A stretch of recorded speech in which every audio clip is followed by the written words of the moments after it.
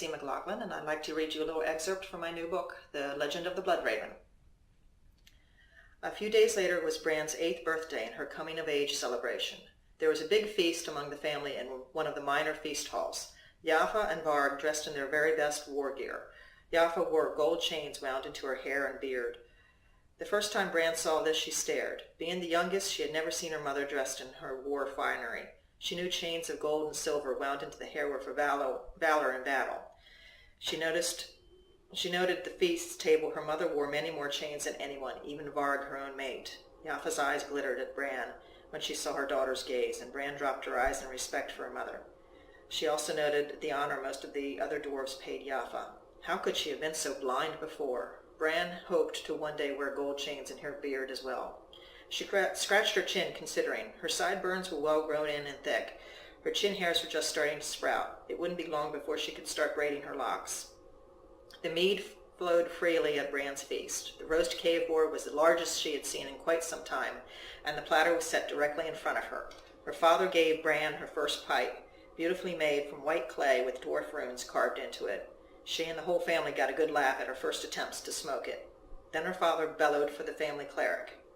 "Today is my youngest daughter's coming-of-age party," he shouted to those gathered, "and I wish her fortune foretold. Tell me, cleric, how rich will my daughter become, and how brave will she be?"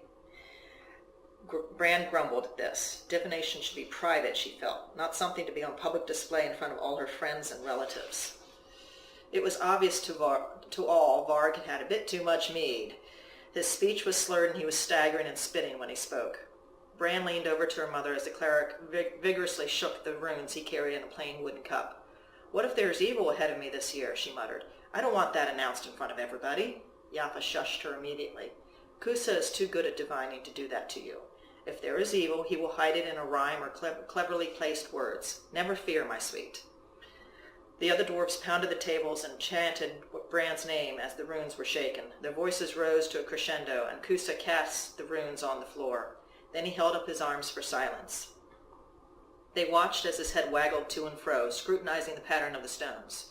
The room grew very quiet. "The child's future is thus.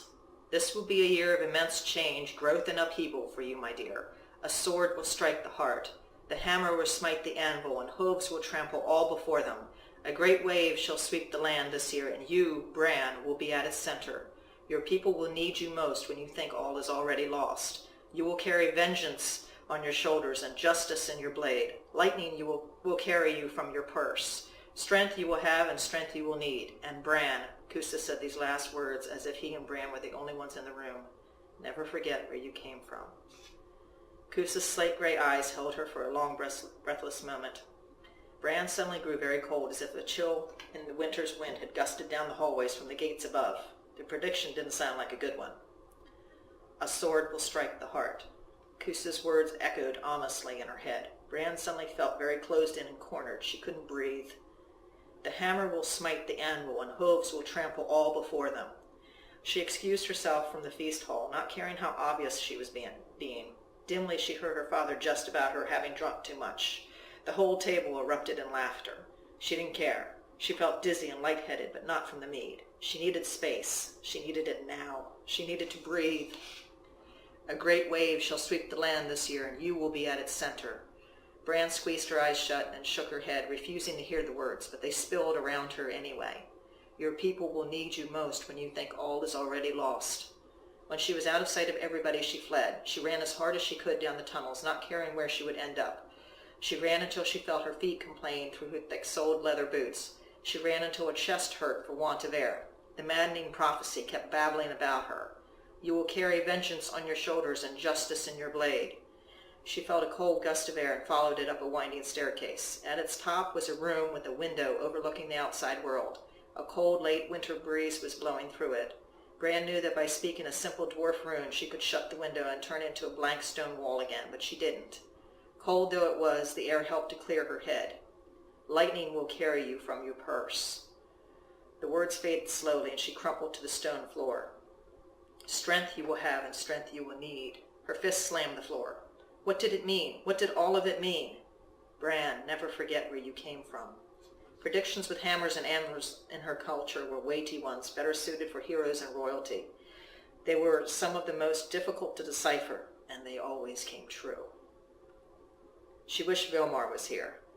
He could make sense of all of this, him or his unicorn patron. She so wished he were here. She took a deep breath, and the air's icy coldness burned her soot-hardened lungs. "That was a most interesting divination, my dear," said a voice behind her. She gasped and spun about. Daga, her uncle, stood there before her. "That was the divination of a hero," he replied in a soft and gentle tone. For the first time in all her short life, her uncle came forward and wrapped her in a bear hug. He had never hugged her before. She found she needed the gesture to keep her tears from falling. She clasped him tight and buried her eyes in the rabbit skin fur around his neck. "A twig seems harmless," Daga whispered cryptically to her, "but if picked up by a storm's gust, it can pierce through the largest oak with the force of an iron spike.